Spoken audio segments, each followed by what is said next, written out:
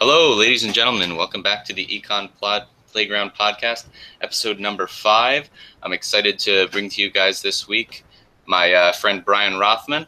I met him over the summer at Bryn Mawr College. We were both doing a, a seminar there for a week long with the Institute for Humane Studies. It was called Then and Now, The Evolution of Liberty. Got to meet a lot of cool people there, and Bryan definitely stood out as one of the intellectual gems among the people I met. So I thought might as well ask him to come on to the podcast. And so Bryan, why don't you tell us a little bit about yourself? Well, thank you. Never been called an intellectual gem before, but it's the first thing that came to my mind. Well, thank you very much for having me on. First podcast appearance ever. So yeah. So I'm a history and secondary ed major at the College of New Jersey, not far from Bryn Mawr. Actually, it's only about 45 minutes away. Mm-hmm. I've had a passion for history ever since I was a little kid, and history has just always appealed to me. And then ever since junior year of high school, I've been interested in economics as well. Thanks in large part to my APUSH teacher introducing Austrian business cycle theory through the Great Depression and all that, because he is an Austro-libertarian, and he's the one who converted me to is in the first place. And so that's it's my intellectual climate. As of right now, I'm working on my history capstone, which is basically going to be like a 25-page paper on the Jewish anarchist movement in the United States, which, if you will be in New Orleans this January, if your listeners are interested, I'll be presenting it January 3rd through 6th in New Orleans for Phi Alpha Theta, which is the History Honor Society. So we're going to talk a little bit about what you've been doing in this paper. So tell me, give me a rough outline of what your thoughts going into this and the interesting things you've learned. Well, the primary research question in the paper is why were the Jewish anarchists primarily attracted to anarcho-socialism and anarcho-syndicalism rather than the individualist anarchism of previous American anarchist movements. And throughout the paper, I go into detail is that, thanks to, say, medieval stereotypes, Jews were dissuaded from seeming like, greedy capitalist bankers. Mm-hmm. And so they were attracted to getting away from that. Also, many of the religious doctrines, such as tzedakah, which means like justice and promoting like charity, had the effect of sympathizing many Jews, as well as social gospel Christians, with adopting more socialist, progressive policies rather than classical liberal philosophies. Mm-hmm. So that's two of the points. I go into many different explanations and bring up a lot of different authors and a lot of different disciplines, such as like sociology, and to explain the phenomenon of like why are Jews primarily a bunch of, like in Mises's words, you're all a bunch of socialists. And that's the primary focus of the paper. What's interesting is that it's not what you would think it is. It's not the kind of like Bolshevik socialism that would characterize many non-Jewish, say, socialist movements that are in favor of like eugenics and all that other stuff. It's really more of like, we care about society and we don't want to be like oppressed by either the government or by like the sweatshop owners that we're in the factories of in the Lower East Side. Okay, so but then do you mention at all how it seems strange that in the libertarian movement there seemed to be I saw some conspiracy theorists have some theory that it was some sort of Jewish banking conspiracy to construct, anarcho-capitalism because of some of the most prominent figures like Mises and Ayn Rand and Rothbard and Walter Block are all of Jewish, from Jewish, culturally from the Jewish origins, but they were all atheists, is maybe something having to do with a Jew leaving their religion. Would that in any sense attract them to anarcho-capitalism? Not by necessity, but that's an interesting pattern. I think Jews have always been attracted to revolutionary movements, whether it is socialism or it is anarcho-capitalism. But it's not necessarily because most of the Jewish anarchists in like the golden age of anarchism, quote unquote, during the late 19th and early 20th century, they were mostly secular as well. Like there was very few religious Jews in either camp. So I don't think it's leaving the religion that has to do with it. I think it's more of like, which ideology do you want to be like associated with, which will bring about more human welfare. I think that carries through whether you're an atheist Jew or you're a religious Jew, which will bring about more prosperity, more peace. And I think a guy like Mises is correct when he identifies it as the free market has prosperity. Other people think it's, socialism's the way to go, and that's the way forward.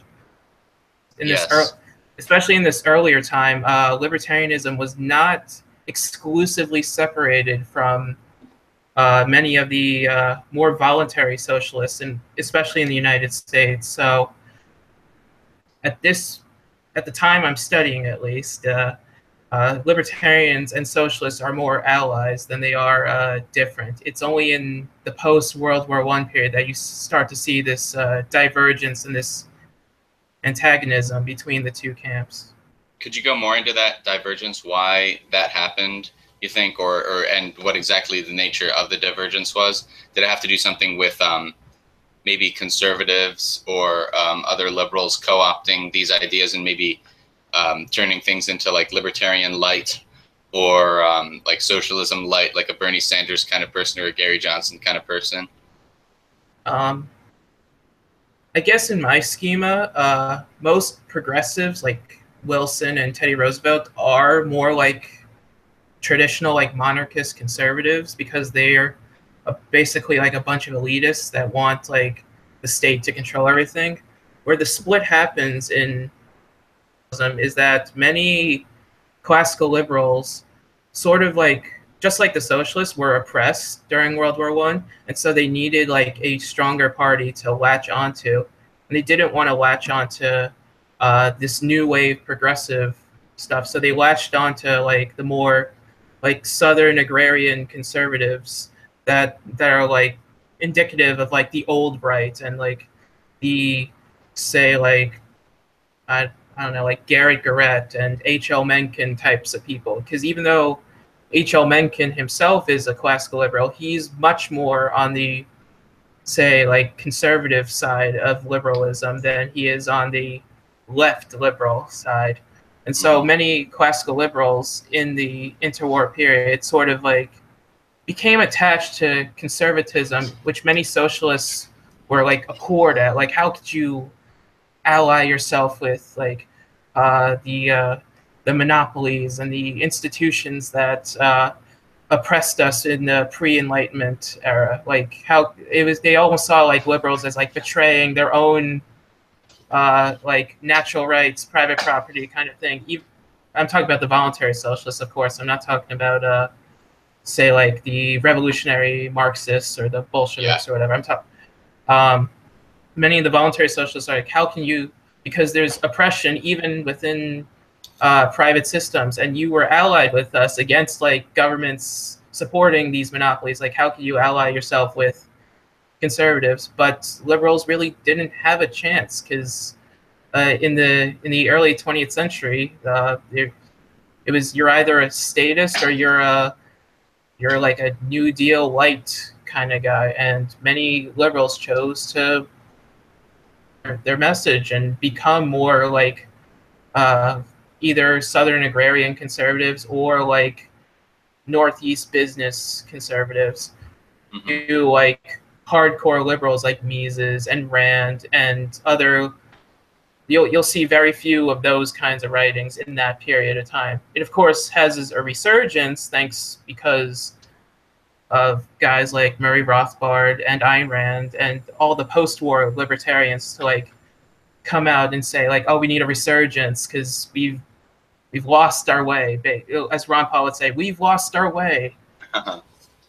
No. So many Jewish anarchists would tend to side with the socialists in that period of time, even like though the anarchists were suppressed to the point of like almost extinction. Many of the remnant, we'll say, allied themselves with the socialists because they saw the liberals as like, oh, they're just sellouts. Here's the socialists. They care about like the individual. They care about fair treatment of everybody. Mm-hmm. Now, another thing that I suppose is a possibility is when in more radical ideologies or radical sets of ideas, I'll say, like anarcho-capitalism or anarcho-socialism or really any kind of anarchism, people like to associate those with maybe ideal systems, but not practical systems, not things that help out everyday working class folk. So it kind of becomes like correlated with. So people tend to think that people that believe in these ideal systems, it's correlated with wealth or where you're living in the world. So you're going to see a lot less. You're going to see a lot more anarchists in wealthy communities because these people aren't affected by the specific practical day-to-day things. So do you think that that has something to do with why Jews in America were attracted to these kind of ideologies, just because of the fact that more of them grew up around wealth? But I suppose that wouldn't explain the reason that more tended towards socialism rather than capitalism. Yeah, well, it depends what time period we're talking, because in the beginning, the reason why it's not just socialism, it's syndicalism as well, and syndicalism really places its emphasis on unions, and since Jews were like really active within and were in the leadership positions of many of the trade unions, they were of course attracted to syndicalism because unions are the end all be all in their minds, because they're not like most Jewish anarchists are not ideologues. They're like practical people who want like better working conditions and an 8-hour day and all that, and all the things a union would want. So they're really more railing against the sweatshop condition. Once they arrive in America, at least, they're more railing against the sweatshop conditions than anything else. But as Jews become more like Americanized and more assimilated, you do see like most Jews do end up taking like a somewhat conservative position, I'll say, because they're like, oh, we have wealth and now it's time for us to make our living. We don't want to be revolutionaries all the time. So it's more of like practical with myself. It's actually like kind of odd that in a way that many Jews are attracted to anarcho-capitalism because, as I've mentioned before, and even though like in the post-Holocaust period, like anti-Semitism is not respected as it was before that time, there's still like the association out there that, oh, you can't be involved with like banking or the media because then like, oh, the trolls online are gonna like say like, you see the Jews are taking over again. Yeah. But so it's kind of odd, but I think it's more so that in America, unlike in other countries, you could basically like think and believe whatever you want, and so many Jews are attracted to, say, libertarianism or anarcho-capitalism because they're free to find the information, versus in other countries that may not necessarily be the case because they may have like the state have a more active interference in their day-to-day life, and they'll say get used to it. Whereas in America, especially in the American like culture and the way of saying like "f you" to the government, more Jews are going to be attracted to libertarian ideas than not in say other countries. Okay. Now, I don't think it's yeah.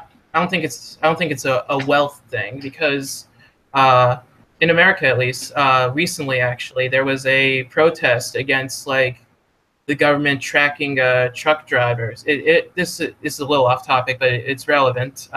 And the basically like the federal like I guess like whichever agency controls like trucking regulations wants to like track their truckers through like an electronic device. Mm-hmm. I don't know the exact details, but many truckers are like, no, this is America, and this one-size-fits-all policy will not help us truckers. If anything, it's going to cause more accidents on the road. And so this American spirit of like, I'm the individual trucker, and I'm going to find my own path to better serve my fellow man.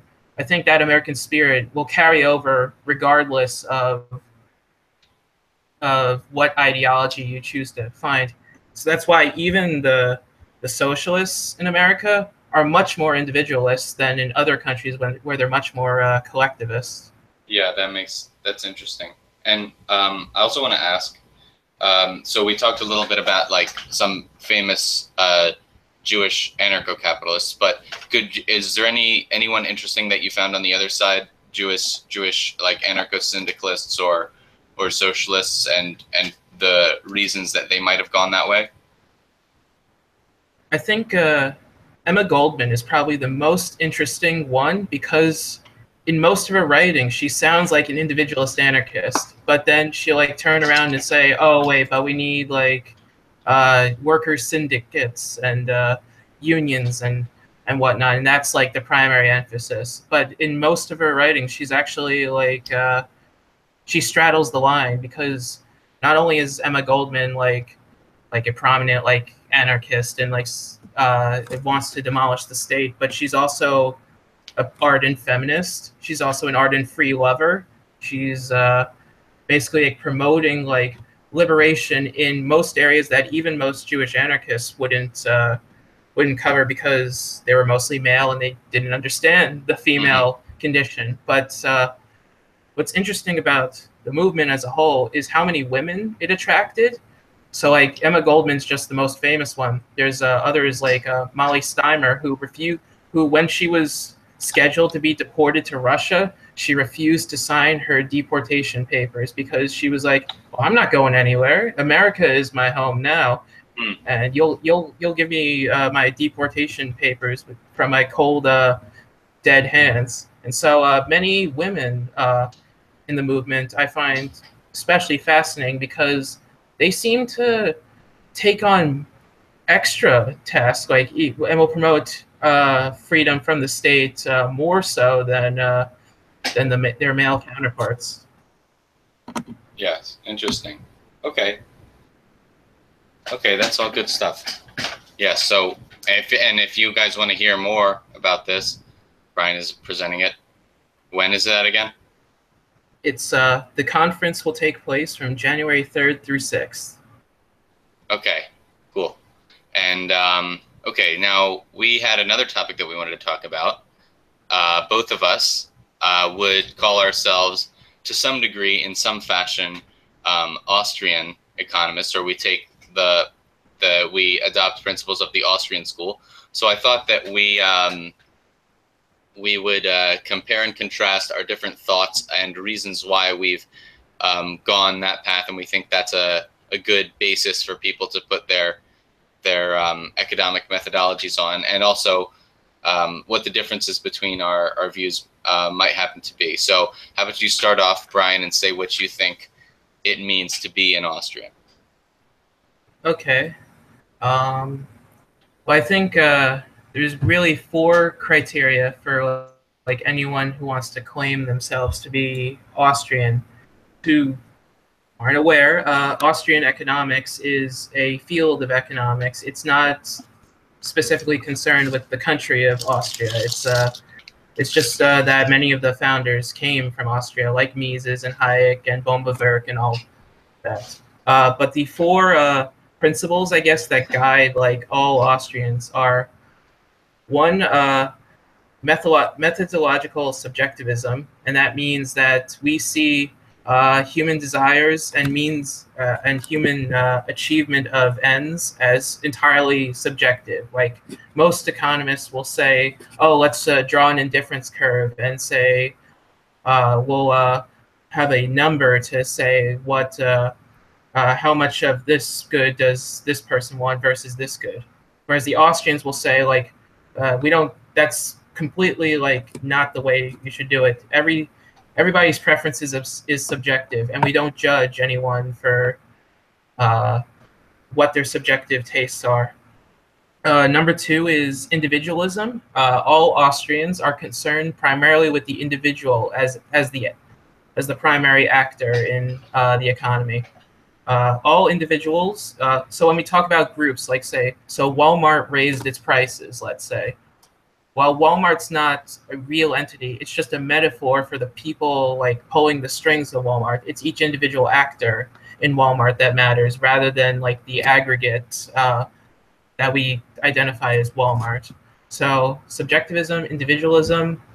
Uh, what also distinguishes Austrians is our theory of the business cycle. So most economists will say that it's just natural that the free market will have these booms and busts that are correlated. Like you go up, you go down. Whereas the Austrians will say that no, it is government interference that's what causes the business cycle, and we could go into. And then different Austrians have different like variations on the theme of what the government will do. But the basic gist is that the Federal Reserve pushes an artificial credit expansion, and that's what causes the bust.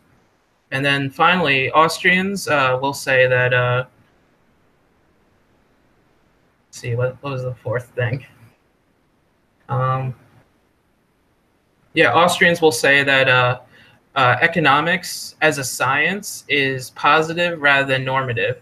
And what that means is that while economics can say like what the economy is and how it operates, it can't then therefore say that there's going to be like normative policy prescriptions. Then we'll make normative claims about the world, and so we can't make those conclusions. We can only say like this is how it works, rather than how we should implement this policy or that policy. Mm-hmm. Okay, that's a nice sum up.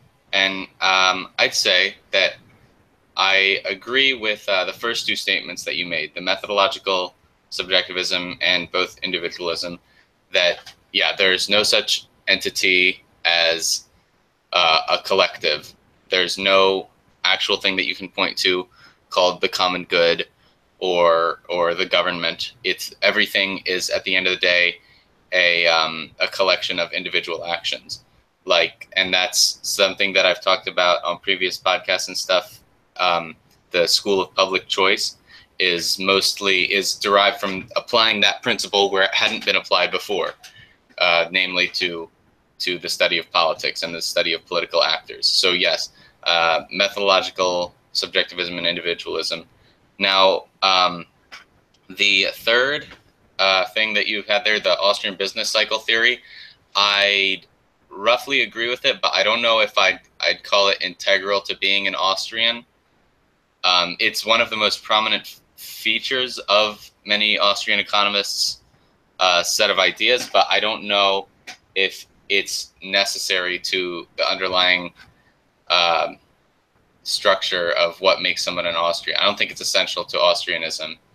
And the last thing that you said, I agree, yes, also that economics is on its own a positive science, but if you want to do anything with it, you need to understand its normative implications. So you can't treat economics like a religion, or else it's basically useless. But I'd also add another feature to Austrianism, stuff off of the work of people like Schumpeter and later Israel Kirzner, that something that's integral to markets is their ability to be that markets aren't just a place for distributing resources. They're also like a process of discovery, and like from Hayek, that markets are a way to disperse information that is otherwise disjointed. And so I'd say that the productive power of markets, other than being a place to exchange, is one of the more core implications of the Austrian theory of economics, Austrian school of economics, rather than the Austrian business cycle theory. Not saying that it's incorrect or not important, but I don't think it's essential to Austrianism, whereas I think the idea of the market as a process and entrepreneurship and innovation as necessary to that process is more integral to the Austrian line of thought. What do you think? Yeah, I guess I would agree with that. And I'm not saying normative conclusions are by themselves meaningless. I'm just saying that I guess Austrians would place economics as the emphasis as a positive science, rather than say like Paul Krugman, who will write like a New York Times column assuming that, oh, my Keynesian economics will prove that there's a conclusion to be found, whereas Austrians would emphasize that no, economics is a science. Yes, we need normative conclusions, but first and foremost, we need to explain the positive background in science. And I guess for the business cycle part, you're right in that it's like not integral to be an Austrian. It's just one of our theories. But I'd say to distinguish us from classical or Keynesian, like if you're not believing in some variation of Austrian business cycle theory, then that section of your thought is not Austrian. It's neoclassical or whatever branch of economics you choose to define as. So it's more of a distinguishing factor rather than like someone who's an Austrian is of course a business cycle theorist. Yeah. And on the normative question again, there's a quote by Hayek where he says that I'm probably misquoting it, but it's along the lines of there's nothing that's more dangerous than an economist who knows nothing but economics. So economics on its own really can't be a positive science. But I think what happens oftentimes is economists say, oh, I want to be, I'm an economist, so I'm going to specialize in economics. So I'm going to take economics and just run with it. And then when people ask me for normative implications, I'm just going to shrug my shoulders and say, oh, I guess I'm a utilitarian, and then give them whatever the utilitarian ethic is and act like that's some sort of universal law. But Hayek is saying you need to be constantly thinking about the ethical implications of all this stuff and have a robust ethics outside your economics, or else you're kind of wasting your time to some degree. So, And I think Hayek would probably be more genial about it than Mises is. But yeah, you're right. Is right in that you need a philosophy like behind it, because economics it can't explain human behavior on its own. I guess where I would disagree with Hayek and side more with Mises is that Mises takes the focus of economics as a social science rather than say like we're well, I guess Mises does use philosophy, but he uses it. He doesn't say that you just need a philosophical background. He says you need a praxeological background for economics. You need like an improvement on Immanuel Kant's philosophy to understand economics. Whereas I think Hayek would say like whatever philosophy will achieve a liberal order, Mises would say like you need this specific thing. So I think Mises would probably like emphasize you need the correct philosophy rather than like Hayek saying. Yeah. whatever. Now, yeah, well, and Peter Betke had an addendum to Hayek's statement where he said the only thing that might be more dangerous than an economist who's only an economist is a moral philosopher who's never studied any economics. So someone who says, well, we should feed the poor and then if they don't know economics, basically what they're saying is at any cost, because they can't understand the nuances of the concept of cost and will do irreversible damage. That's good. Yeah. Becky has redeemed himself in my eyes. Oh yeah, that's good. Yeah, I'm in a fellowship here right now, and we're reading. I started to read his book last night called Living Economics, where he has another a lot shorter book that I'd recommend to anybody listening and yourself called it's called Applied Mainline Economics. It's pretty short. It's only like 150 pages, maybe even just like 100 pages. And it's just basically a summary of a lot of the ideas that have come from the. He's judging theories basically not what is the mainstream, what is like the coolest stuff in the past 10 years of like Keynesian economics, and what are like the cool little like technical mathematical formulas they've found out, but what are the ideas in economics that have lasted from before Adam Smith all the way to modern times? That's ideas like spontaneous order. What is the main line of economic thought? Not what is the mainstream popular stuff. Interesting. Yeah, and Living Economics is kind of like a very much thicker version of that. So, and essentially what he's found is that the backbone of economic thought is institution, or it's basically that, I don't know exactly how to describe it, institutionally backed ways of getting people to not kill each other, almost, and to survive around each other is the best implications that we can get out of economics. So like basic things like the necessity of private property to organize society, just very like basic things like that a lot of people like to assume are obvious, and then build all these theories and say this is what economics is for, to figure out how much money we should pump into the economy, when the real backbone is stuff like private property. Yeah, I guess I would just disagree with Betke that economics is what teaches us about private property, because private property existed before economics emerged as a science at the School of Salamanca. So I don't think economics by itself can explain private property. You do need a moral theory like backing it, that it's not right to steal from other people, and it's right to like own certain pieces of land, which not all societies have taken for granted. So let's actually move into that. What would you say is your private property ethic? What would you describe as an ethic that you think people ought to follow that is in the tradition of like a private property ethic? Yeah, well, the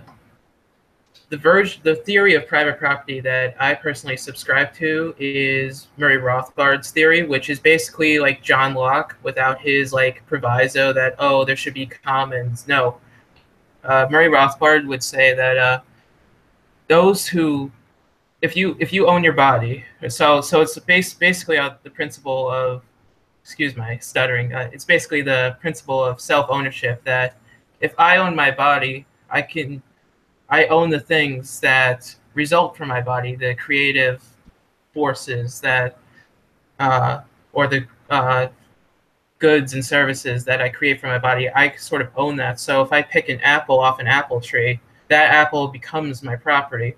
And so I think a first use homesteading ethic of private property is one, the most efficient use of resources and time and scarcity, but it's also like the most moral thing to do, because like, what if we were to say that we had a second use homesteading? Well, then there wouldn't ever be a first homesteading use, and it would kind of make the concept of private property almost meaningless. So I think a no proviso Lockeanism is probably the best ethic for private property, but I guess my theory is more utilitarian than it is natural rights. All I can say is that people, because people own their own property, meaning like their bodies themselves, then they own the actions that they do with their body as a logical extension of that. That's where the moral foundation would come in. And then we can quibble about like, oh, should we have mutualism? Should we have first use homesteading? Should we have with proviso Lockeanism? And that's still a debate going on, which is more efficient. Should we have a communal system like in the Israeli kibbutz system where everybody kind of voluntarily like says, okay, we're going to have a communal funding our property, and it's really up to individuals to decide like which system is more efficient for themselves, even though I personally think no proviso Lockeanism is the best private property system. Okay. So, would you say that that's similar to Hans Hermann Hoppe's argumentation ethic, where you can't logically say that someone can't claim property to something because they can't, I guess, live almost in a sense, or that you can't settle disputes otherwise? No, I wouldn't say that, because here's where Hoppe's argument breaks down. That he's assuming that people want to interact with each other peaceably, but what if someone is violent towards one another? Then his whole theory kind of breaks down, because if no one's going to even like listen to your argument, so like the people like Antifa who want to punch Nazis rather than like have their arguments be spoken, like I don't think Hoppe's theory accounts for that. And so I would say it's similar, but it's more Rothbard than it is Hoppe. So, but why doesn't the same problem happen to Rothbard's argument? So why isn't the people why should I care that someone else owns their own body? What implications does it have for me? Why shouldn't I violate your property rights?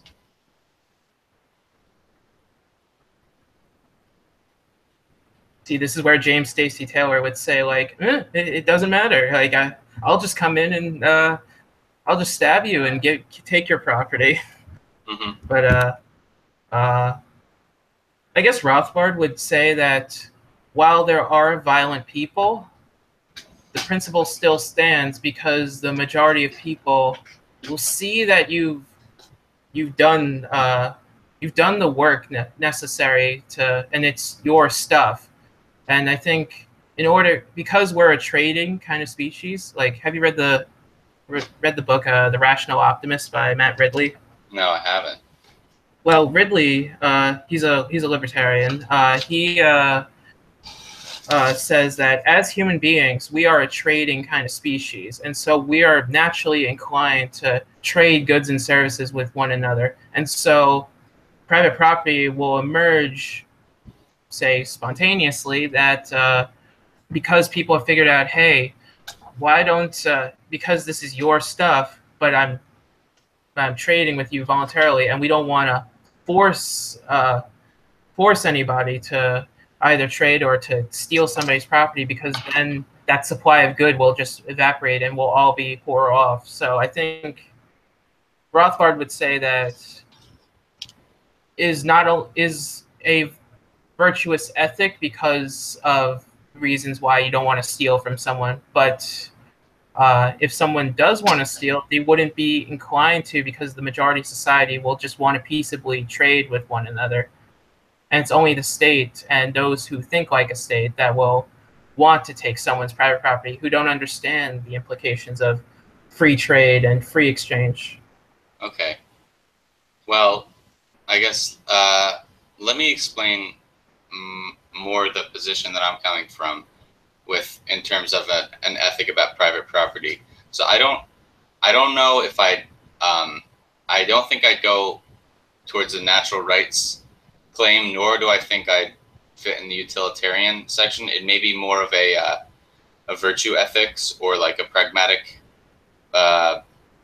ethic kind of thing. Not a utilitarian ethic, but more of a pragmatic ethic of why we should respect each other's private property rights. Do you know of Michael Huemer, the philosopher? Yes, I have. I have yet to read his stuff, though. Yeah, me as well. But I sort of started thinking about this when I heard his general argument, where the question was not do I have the right to say like I have this, therefore you can't take it. We should be asking, well, first, why does the state have any more claim than any of my neighbors, right? So if the state can violate can take what I call private property, why can't any of my neighbors, right? There's nothing inherent in the state like democracy or so forth that implies that they have a legitimate political authority to organize resources rather than one of my neighbors, right? But then if you say that, then you're saying, well, there's no private property ethic. And I'd say that essentially what a right to private property is it's a right to mistrust other people. So if you could pull in, if you have other ethics, like we ought to care for the poor, or we ought to help one another out, or something like that. So if somebody is stealing just because they dislike you, or something like that, or because they're greedy, then it's fairly easy to see that they're violating other ethics. So it's correct to stop them in that sense. But let's say you're fairly well off, and somebody thinks that they're Robin Hood, and you are, and they're just making society better by violating the lines of ownership. You still maintain a right to mistrust whatever their uses are, even if they intend to do something good, and if it goes to something good in the first place, there's nothing, even if they're doing something that they perceive to be right, you still maintain the right to mistrust them, because they might be actually doing something wrong or not. So, and even if they are doing something good, and they have some sort of particular knowledge that violating your private property does do something good, you still maintain the right to mistrust them. So the example that I use is of Batman, right? So let's say that Batman is chasing the Joker or something, and he has to run through a busy marketplace to catch up with the Joker, because the Joker's about to blow up the entire city. Now, Batman doesn't have the time to negotiate contracts with the stand, like the people that own the various stands in the marketplace, but he's going to run through them and damage some of their property. So the shop owners have the right to mistrust Batman's use of that property, and by extension, the police can chase him. So the Batman is doing something that he knows is good. Nobody else realizes that he has to do it, but he's doing something that he realizes is good. And the police are doing something that, for all intents and purposes, from their position, they're holding up the virtue of respecting, saying that these people have a right to mistrust you, and we're the people that are hired to exercise that mistrust. So so two people can actually be opposed, but they're operating on the right principles. They're both operating on virtuous principles. Yeah, I guess I would say, for the Batman example, that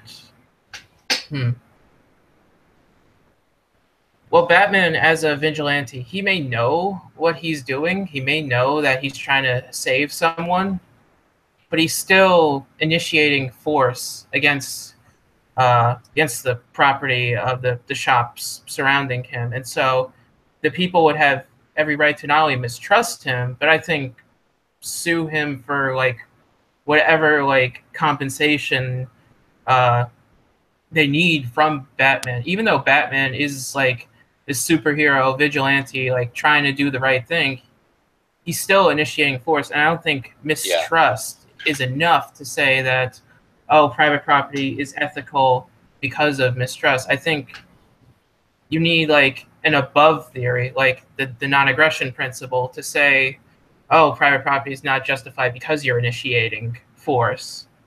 So I guess probably that would be the answer. Then I guess natural rights would boil down to just don't initiate force against other people.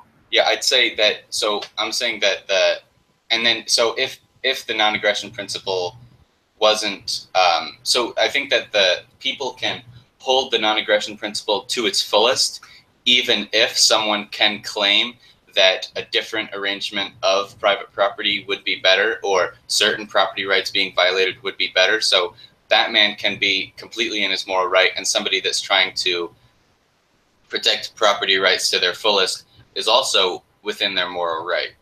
So, and it appears that two rights are conflicting, but I don't think they necessarily are. Do you know what I mean? Yeah, I know what you mean. I'm just trying to think through the implications of it. Mm-hmm. Yeah, I don't have an answer. So yeah, I guess, like, in all cases, even in a Batman case, I guess I would always just judge it on whether or not, because you can't know, like, somebody's intentions unless, like, tell you what their intentions are. So I think that the only reason why the rights are conflicting is because neither party is telling the other one of their subjective value and their subjective intentions. Versus had Batman, like, announced on the loudspeaker, like, I'm sorry, I'm gonna clean up got your property. I'll donate. I got money. Don't worry. Then the people would at least understand. They could still sue him, but they would at least understand. Versus if Batman were to, and, like, the principle remains the same, but it's just unclear, like, what the intentions are. Yeah. So, yeah, I because that's typically because. So I'd say that, and also I just think that a private property implies itself in, because every time that private property would be violated, it's on terms of some other human's desire, right? Or some other human's subjective opinion about the fact that your private property should be reorganized. It could be on their own greed or some higher goal, but it's always based on some human subjective opinion. So the concept that there are certain cases where you must always bow down to a violation of your possessions, I think is all that you really need to imply some sort of private property. The fact that you can always say you're never operating outside of your moral bounds if you say, give me a reason to give you this before I stop fighting you over it. So all that private property, all that you need to say to so it's not that violence is always wrong, but treating violence like it's always wrong is always right. Okay. Yeah. So that might be from the philosophical perspective that I come from with pragmatism, but yeah, I'll need to think through that more and exactly what other people's thoughts on the use of private property are. Yeah, I guess I would. Like that.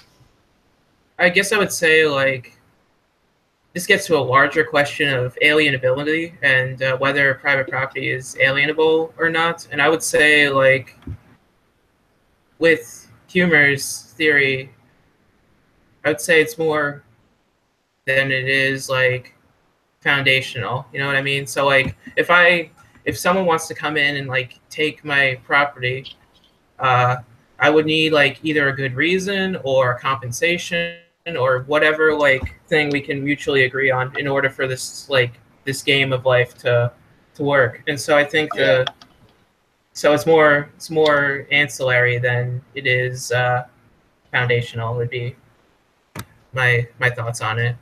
Mm-hmm. Yeah.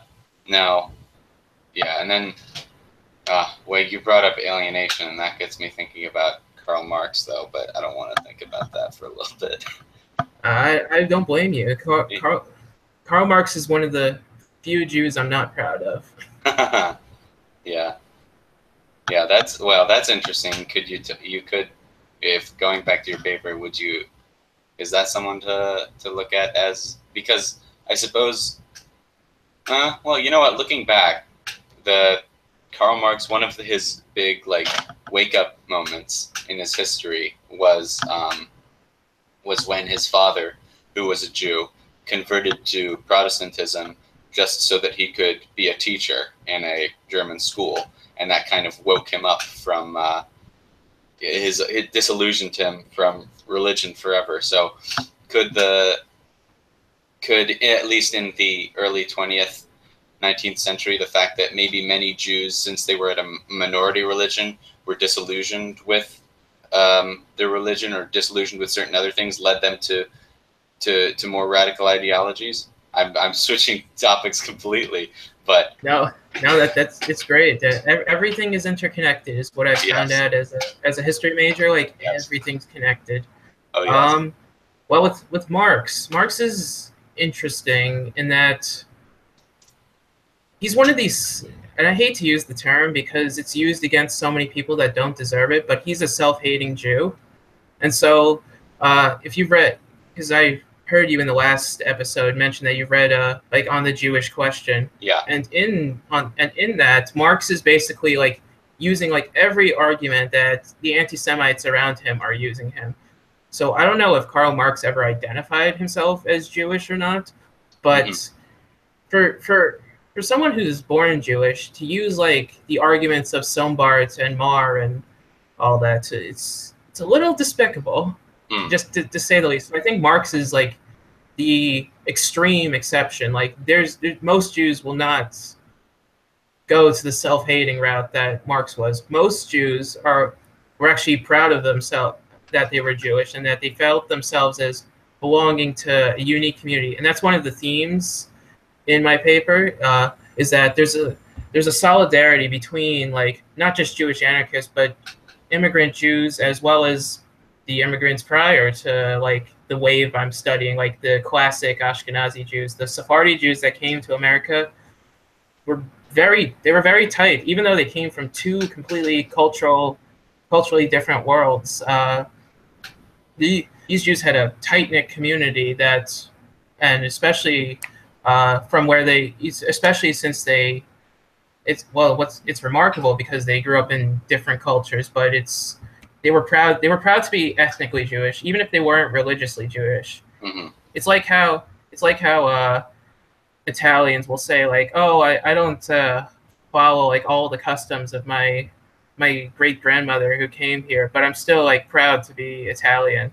Yeah, The Jews felt the same way, but I think they felt it a little bit stronger because there was thousands of years of history that had been transmitted generation after generation that sort of imbued them with the sense that like, oh, I'm out there to be Jewish, and even if I'm not like Orthodox, I'm still like there's still teachings that I'm not gonna forget, and there's still principles that will never go away from me. So most of the Jews are not Karl Marx. They're more how should I say, they're more like they're more the have you ever seen the musical Fiddler on the Roof? no, Well, if you should. It's one of the best Broadway musical of all time, in my opinion. okay, But many of the people in Eastern Europe at that time were very close knit with each other, even if they like argued all the time. Like they're still like going to unite because they feel a sense of bond, kinship, and compassion for one another. That we don't, even though we're a minority, we're not going to let this die out. We're not going to let the anti-Semites win. And so you felt that you actually feel that more strongly now, thanks to like the Holocaust and all that sort of like seared into the cultural memory. But even before that, it was like we're not letting them win, and so we're going to still remain Jewish, even if we're secular Jews or whatever. yeah. And I read a very bizarre line. We're just finishing up this semester in Karl Marx, and we're finishing with Das Kapital. So and I'm so sorry. Well, it's good to finally understand all of this. Yeah, okay. He had this bizarre line about Jews just in the middle of Das Kapital. Let me see if I can find it. It's on 488. He's talking about what he calls the general the yeah, here we go. The the general formula of capital, which, so to him, commodity exchange is when you produce a commodity. This is how he termed it. You produce a commodity, you sell it for money, and then you use that money to buy other commodities, and then you consume those commodities. But he said capital is of a different nature, where you start with money, then you buy commodities, and then you get back more money than you had originally, or else you would never do it. Yeah, and he uses this strange line in here. The capitalist knows that all commodities, however scurvy they may look, or however badly they may smell, are in faith and in truth money, inwardly circumcised Jews, and what is more, a wonderful means whereby out of money to make more money. He just says that line, inwardly circumcised Jews. I have no idea what it means. I could tell you what it means. It's basically like Gentiles acting like Jews and the stereotype of Jews. So this actually gets into more 19th century anti-Semitism than anything else. So there's many different kinds of anti-Semitism, and I'll just go briefly through it. The first kind is the Christian anti-Semitism, that, oh, the Jews killed Jesus, and therefore we're theologically opposed to them. Then there's the Jew as the devil, like, and I'm not joking. Like, some like Christians actually believe that the Jews were actually the devil incarnate rather than a human being. That they would sacrifice little Christian boys to make matzah, even though that's not kosher at all. But that's not good. No, but it's not. Like, you can't have blood in your meats, so you can't have human in your meat. Is it? You can't have human in your meat. No. Well, that's true too, but in terms of like the dietary laws, like, you're not allowed to have like blood in your meat. So there's the Jew as like the devil, and then there's the 19th century version, which is, oh, the Jews an inferior race.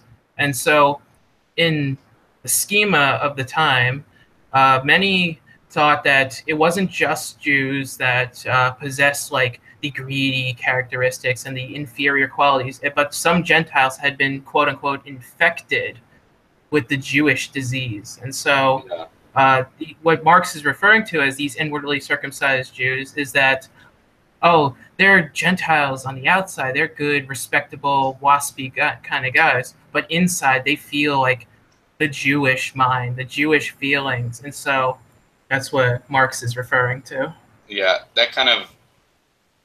Well, and I mean, Marx, in some sense, I wouldn't call him like absolutely racist, even though he had certain things that we would associate with racists, but certain things that he wouldn't. So he would say that certain people are socially constructed in certain ways. So Jews, and I guess these inwardly circumcised Jews, are that way because they're socially constructed, but he'd still associate it with Jews in the same sense that he'd associate certain qualities with the proletariat and certain with the bourgeoisie.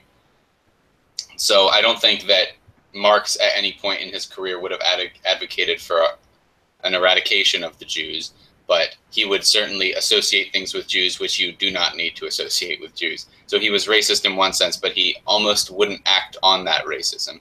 He thought everybody could have been redeemed from their race. No, actually not necessarily. You don't see it as much in Marx, but in Engels. Engels wrote an article for the London Times where he said that the Scottish Highlanders, the Poles, and some other like ethnic groups, they're so far behind that they're not even like capitalist in the, like, Marxist deterministic scheme, like that. They're not even capitalists yet, and so we'll need to. They won't be part of the revolution. They'll need to be eliminated. So Engels is more of that, but you see it implicitly in Marx because it's just the milieu of the time. That's very strange. Yeah. It is. Well, so I wouldn't say like Marx is like a genocidal maniac, but I would say that given the cultural conservatism of the time, I would say that Marx was definitely influenced by like German nationalist propaganda that did call for, if not eradication of the Jews, at least like status and isolation, segregation, all that kind of stuff. Mm-hmm. To not contaminate the pure German Übermensch or whatever. I know Nietzsche wasn't a racist, but I'm just using his term. Yeah, that is interesting. Well, on that note, I think we've covered a lot of stuff today. Thank you very much, Bryan, for coming on. This was a very fruitful conversation. I hope all of those of you at home enjoyed it as well. Yes, thank you. Love to be on some more, and hopefully we'll talk about more positive topics than Marx's anti-Semitism. Yes, exactly. Yeah, and when you do your presentation, let me know. I'll put something up about it on my website. Not that many people will read, or that it'll necessarily increase your fame, but I'll do something. Yes. Well, if your listeners are interested, they could follow me on the on anarchozionist.wordpress.com, where I'm blogging Murray Rothbard's Progressive Era book. And so stay tuned. You might actually see rival podcast hosts. Never know. Oh no, I have competition already. All right. No, yes, I it's didn't the know free market. All right. Well, thank you for coming on, and I'll catch you on the sub slide. Yes. All right. Thank you. See you later. Bye-bye.